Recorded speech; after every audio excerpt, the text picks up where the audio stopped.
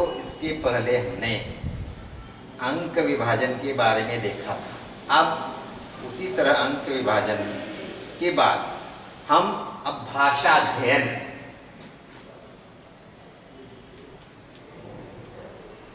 भाषा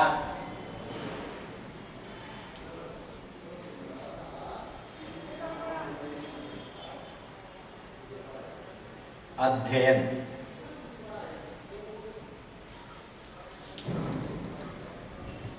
अब ये जो भाषा अध्ययन है, इस भाषा अध्ययन उसे ही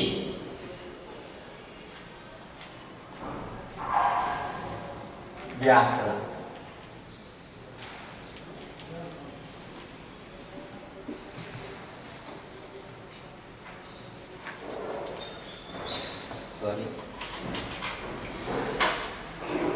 इसमें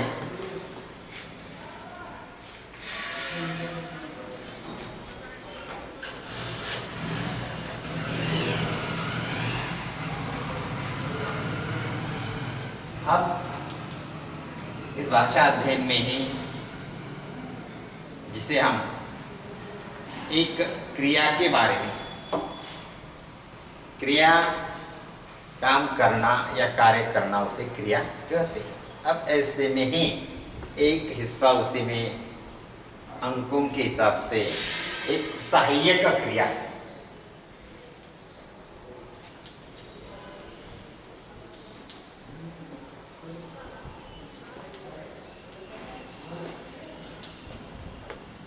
सहायक क्रिया के बारे में जानकारी देखने वाले।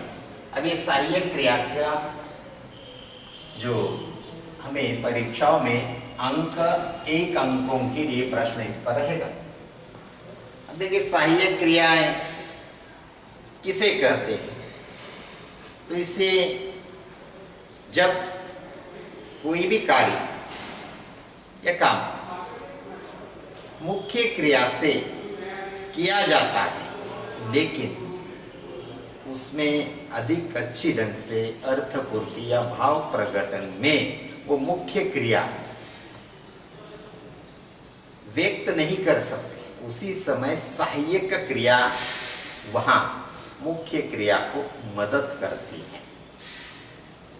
अब जैसे जिस तरह उदाहरण के तौर पर रास्ते से एक ठेले वाला अपने ठेले पर बहुत सा बोझ रखकर रास्ते से जा रहा है, उसी समय वहां उसी की पत्नी वहां मौजूद है और अपने पति को जो तकलीफ हो रही है ले जाते समय, तो उन्हें वो मदद करना चाहती है। तो किस तरह वो मदद करेगी? तो उसी समय उसी की पत्नी उस ठेले को पीछे से धकेल देगी। इससे क्या होगा? बल्कि उस ठेले वाले को ठेला खींचते समय मदद होगी, सहयोग होगा। अब उसी तरह जैसे कि ठेले वाला यानी मुख्य क्रिया और उसकी पत्नी यानी सहायक क्रिया, तो इसका मतलब है कि अर्थपूर्ति और भाव प्रकटन के कार्य में, देखिए परिभाषा,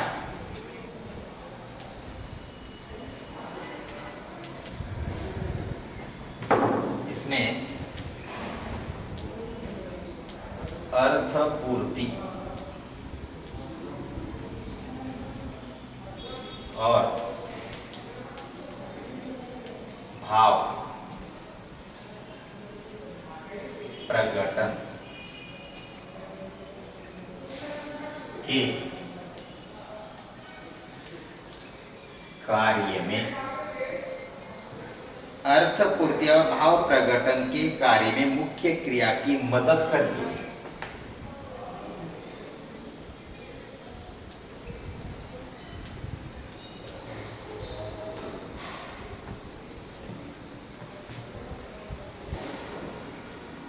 मदद करती है। इस मदद करने वाली या सहायता करने वाली, इस मदद या सहायता करने वाली क्रिया को सहायक क्रिया कहते हैं।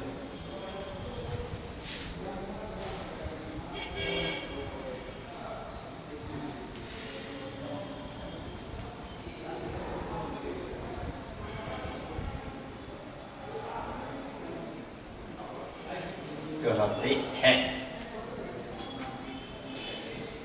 अब देखिए, अर्थपूर्ति और भाव प्रकटन के कार्य में मुख्य क्रिया की मदद करती है या इस मदद करने वाली या सहायता करने वाली क्रिया को सहायक क्रिया कहते हैं। जिस तरह ठेले वाला अपने ठेले को आगे खींच रहा है, उसी समय उसकी पत्नी उसे मदद कर रही है पीछे से ठेले को ढकेलकर। उसी तरह सहायक क्रिया का स्थान, इसमें जैसे सहायक क्रिया का स्थान कभी भी, देखिए ध्यान रखिए कि सहायक क्रिया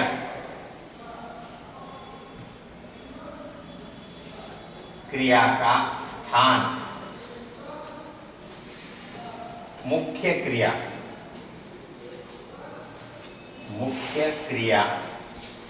के बाद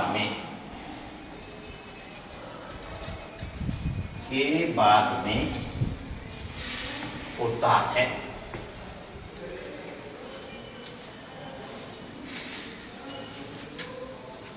अब ये जो सहायक क्रिया है, इसी का स्थान मुख्य क्रिया के बाद, इसका मतलब है जैसे मुख्य क्रिया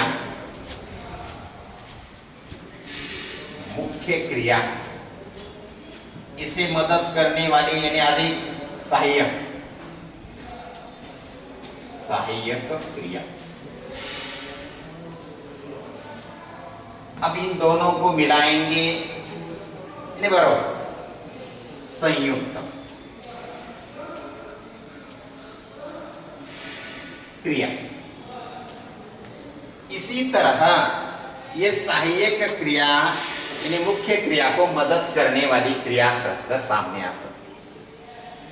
अब इसे अगर हम कुछ उदाहरणों के माध्यम से इन दोनों में फर्क किस तरह है, यानी मुख्य क्रिया से बने हुए वाक्य और सहायक क्रिया से बना हुआ वाक्य, इन दोनों में फर्क किस तरह दिखाई देता है या कैसे होता है। यह अर्थपूर्ति या भाव प्रकटन के कार्य में सहायक क्रिया के बने हुए वाक्य अच्छी ढंग से इसमें से अर्थपूर्ति हो जाती है सिर्फ मुख्य क्रिया से बने हुए वाक्यों से। ये हम देख लेंगे। अब उदाहरण के तौर पर यहां हम दो उदाहरण देख लेंगे। अब देखिए, एक उदाहरण है जैसे राजू ने गाना गाया।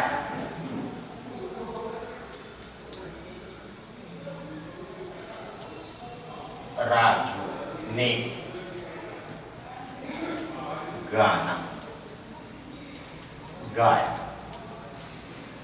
यह एक उदाहरण है।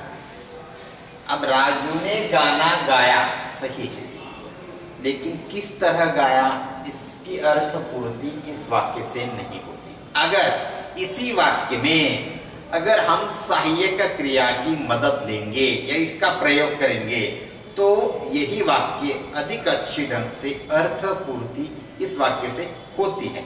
जैसे राजू गाना गा सका। देखिए उदाहरण के तौर पर, राजू गाना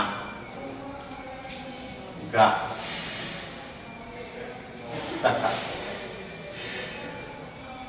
ठीक है, राजू ने गाना गाया, ठीक है, लेकिन कैसे गाया, अच्छी ढंग से गाया या नहीं गाया या बीच में वे अटक गए थे गाते समय, यह हमें बोध नहीं चलता। लेकिन अगर राजू गाना गा सका, इस वाक्य से अधिक अच्छी ढंग से अर्थ पूर्ति या भाव प्रकटन होता है, क्योंकि सही गाया है इसीलिए गा सका शब्द का प्रयोग किया गया है। वैसे ही और एक उदाहरण हम देख लेंगे कि पहले वाक्य से दूसरे वाक्य में अर्थ पूर्ति अच्छी होती है। पहले वाक्य में हमने मुख्य क्रिया के रूप में ही क्रिया ले ली है, दूसरे वाक्य में उसमें सहायक क्रिया जोड़कर वाक्य बनाया है। अब देखिए, शीला ने बात कही,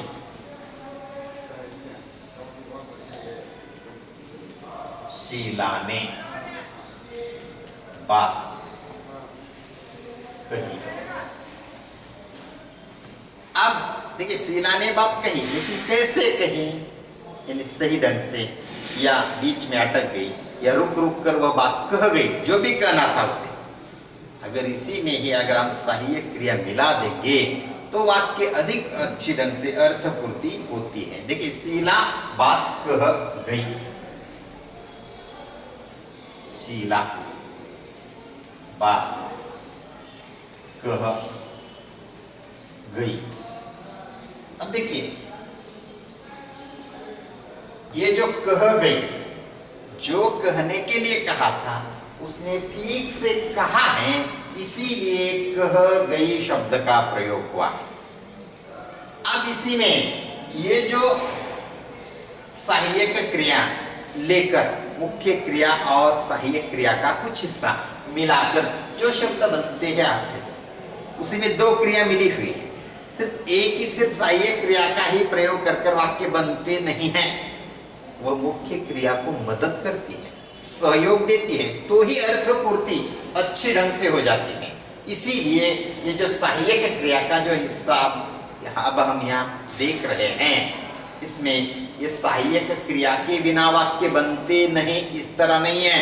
वाक्य बनते हैं, लेकिन सहायक क्रिया का वाक्यों में प्रयोग करने से अर्थ पूर्ति या भाव प्रकटन अच्छी ढंग से हो जाता है, इसीलिए सहायक क्रिया का प्रयोग किया जाता है। अब ये जो सहायक क्रिया जो है, इस सहायक क्रिया में कौन कौन से ऐसे शब्द हैं कि जिन शब्दों का प्रयोग हम सहायक क्रिया के रूप में कर सकते हैं, ऐसे शब्द सबसे पहले देख लें और बाद में इन शब्दों का वाक्य में प्रयोग करते समय किस तरह हमें उसे व्यक्त करना है। देखिए, निम्न शब्द सहायक क्रिया की मदद करते हैं।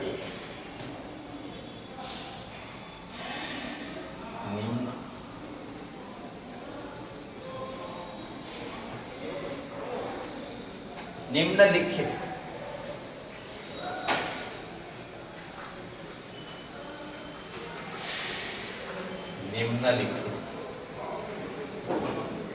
क्रिया सहायक क्रिया। अब वह निम्नलिखित शब्द कौन कौन से हैं जो सहायक क्रिया के रूप में इनका हम प्रयोग करते हैं। आना,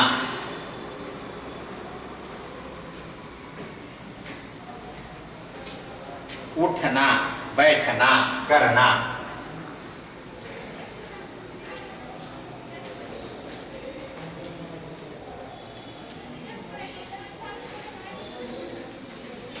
आना, उठना, बैठना, करना। चाहना, चुकाना, जाना। चाहना, चुकाना, जाना। देना, डालना, बढ़ना। देना, डालना, बढ़ाना। पाना, बनाना, रहना। पाना, बनाना, रहना।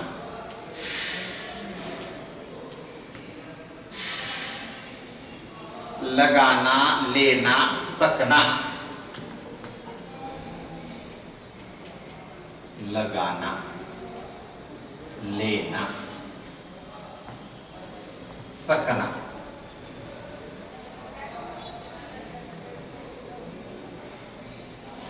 और होना पढ़ना, होना पढ़ना आदि। अब ये जो शब्द आपको दिए हैं निम्नलिखित क्रिया सहायक क्रिया है या सहायक क्रिया के रूप में इसका प्रयोग किया जाता है। आना, उठना, बैठना, करना, चाहना, चुकाना, जाना, देना, डालना, बढ़ना, पाना, बनाना, रहना, लगाना, लेना, सकना, होना, पढ़ना आदि। इसी तरह अब देखिए ये जो सहायक क्रिया है, लेकिन इस सहायक क्रिया का प्रयोग करते समय हमें ये सतर्कता बरतनी है वाक्यों में कि इसके पहले सहायक क्रिया का स्थान कहाँ है? मुख्य क्रिया के बाद, यानी इसके पहले मुख्य क्रिया के रूप में दूसरी क्रिया वाक्य में प्रयोग करते समय रहना जरूरी है, तो ही आपका बना हुआ वाक्य सहायक क्रिया का वाक्य बन सकता है। अब इसी पर प्रश्न पत्र में प्रश्न दो तरीके से पूछे जा सकते हैं। एक, सहायक क्रिया का अगर शब्द देंगे, उदाहरण के तौर पर आना ये शब्द दिया, तो इसका वाक्य में प्रयोग करने के लिए आना जरूरी है। और अगर वाक्य दिया तो इस वाक्य में से सहायक क्रिया का शब्द पहचानना, ये दो तरीके के प्रश्न इस पर आ सकते हैं। अब हम इसमें एक एक शब्दों का एक वाक्य किस तरह बना सकते हैं, तो ये देखें। अब इसमें उदाहरण के तौर पर आना ये शब्द आप लोगों को दिया। अब इसी का वाक्य बनाते समय दो क्रिया मिलकर आ जानी चाहिए, आखिरी में सहायक क्रिया होनी चाहिए, उसके पहले मुख्य क्रिया होनी चाहिए। अब देखिए इसमें मैं बहन की शादी तय कर आया, मैं बहन की शादी तय कर आया। अब देखिए इसमें करना यह एक मुख्य क्रिया के रूप में कुछ हिस्सा लिया है और आना का कुछ हिस्सा आया। अगर इस तरह वाक्य दिया और आप लोगों को सहायक क्रिया पहचानने के लिए कहा, तो आप लोग किस तरह पहचानेंगे?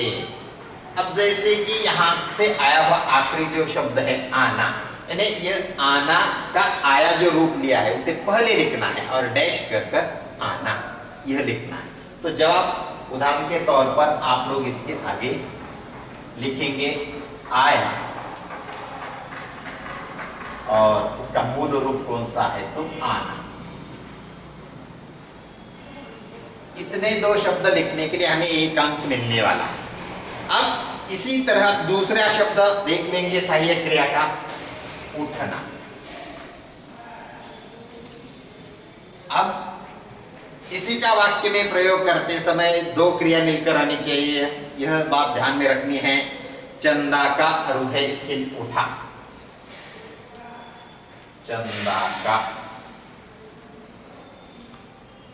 हृदय खिल उठा।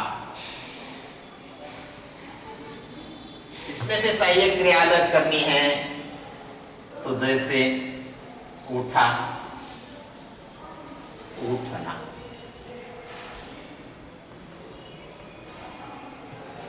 अब तीसरा शब्द देखेंगे करना, सॉरी बैठना,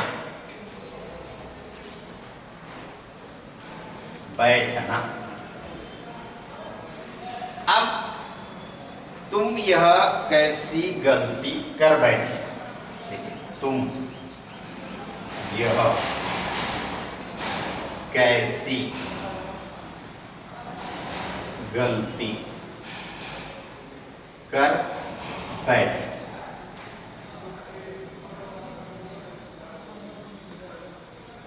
देखिए इसमें से सहायक क्रिया आपको अलग करनी है,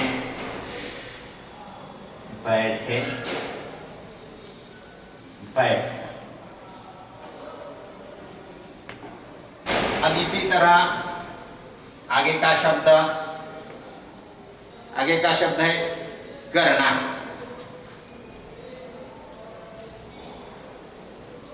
इसका वाक्य में प्रयोग करते समय रोज सवेरे घुमा करो। रोज सवेरे घुमा करो। अब इसमें से वो शब्द अलग करना है, करो, करना। अब इसे आगे का शब्द है चाहना।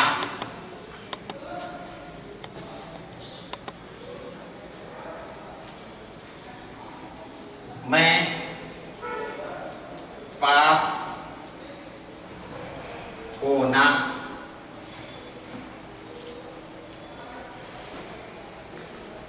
चाहूंगा। इसमें से चाहूंगा, चाहना। अब इसी तरह आगे का शब्द है चुकना।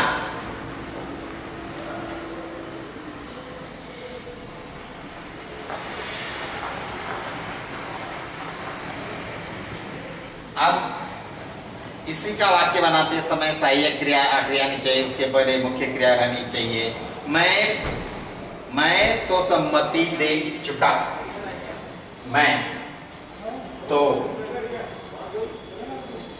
सम्मति दे चुका। अब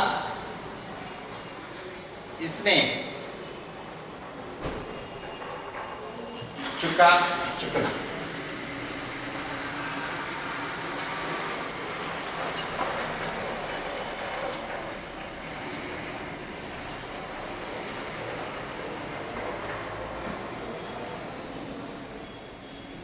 हाँ, आगे का जाना।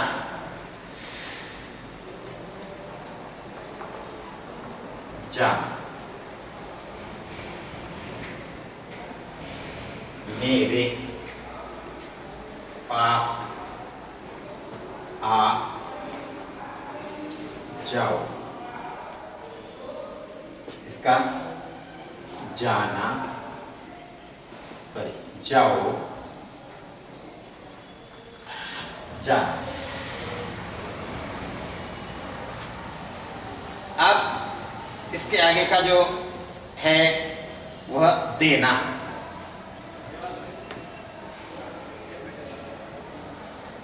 देना। देवर ने भाभी का काम कर दिया। देवर ने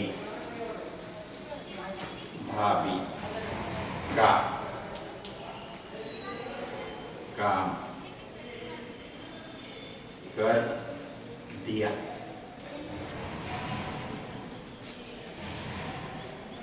दिया, देना। इससे आगे डालना।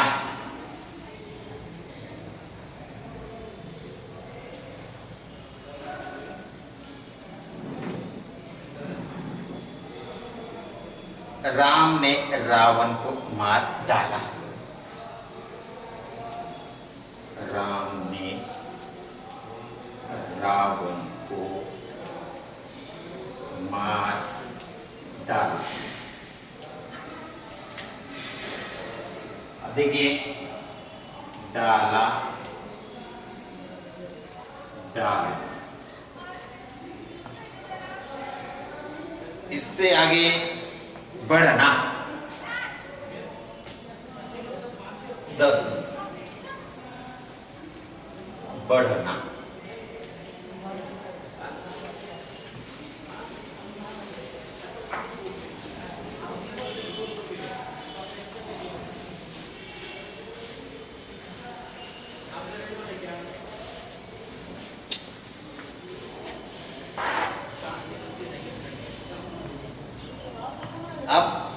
बढ़ना, बात आगे जा बढ़ी,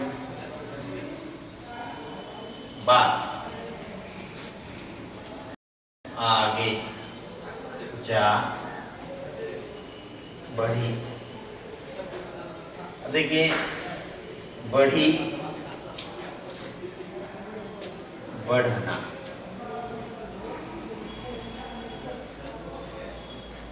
उसी तरह आगे 11 नंबर पाना।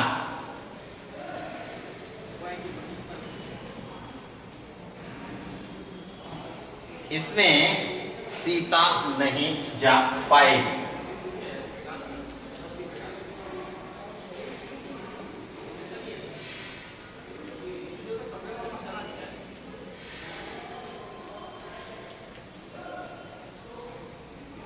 इसी में पाना, पाएगी, पाना।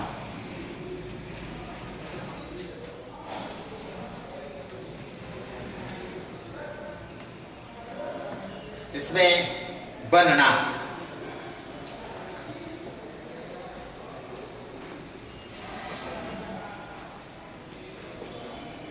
अब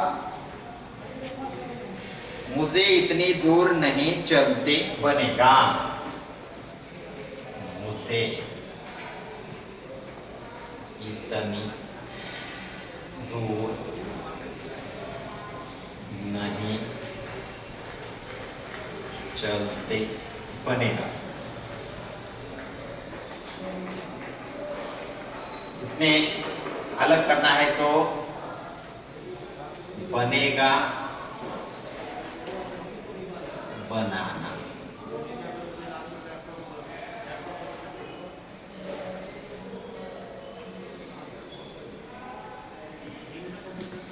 इसमें रहना,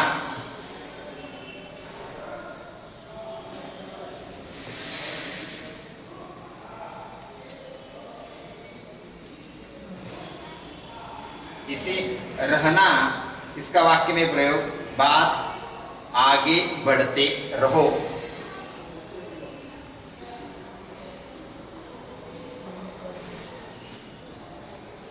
आगे बढ़ते रहो। इसी में रह, रहो, रहना। अब लगाना,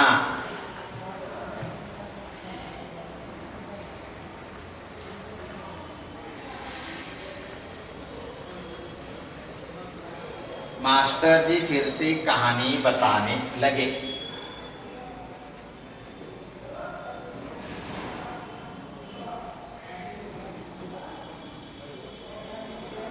फिर से कहानी बताने लगे।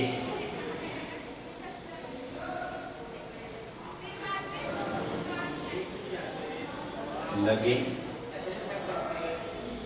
लगाना। अब चंद शब्द रह गए हैं, इसमें लेना,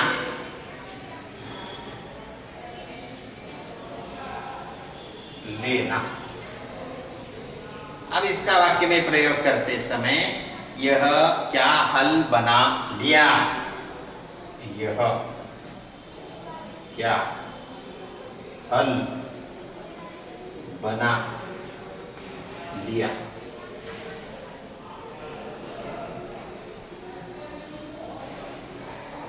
लिया, लेना।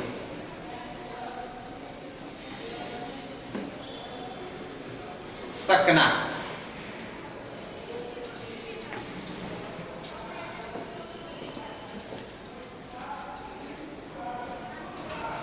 इसमें मेरे हृदय की बात समझ सकोगे, मेरे हृदय की बात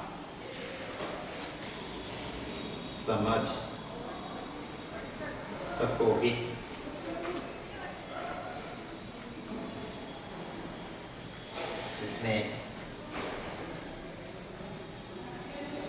के सकना।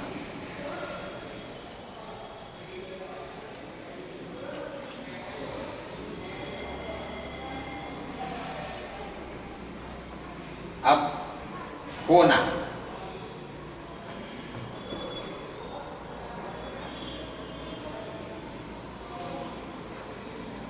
अब इसमें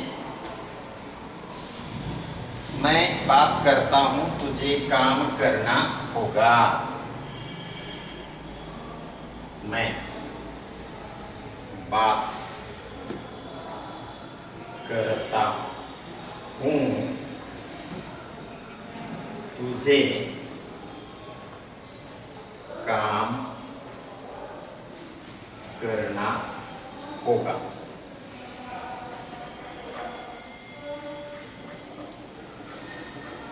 होगा,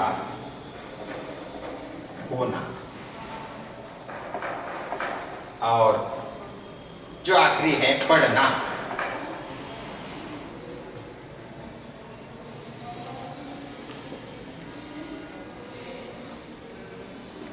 राजा को सतर्क रहना पड़ेगा।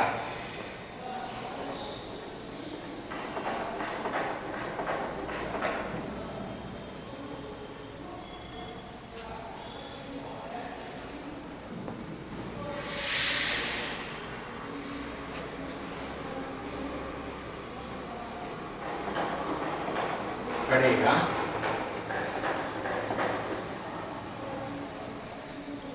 पढ़ना।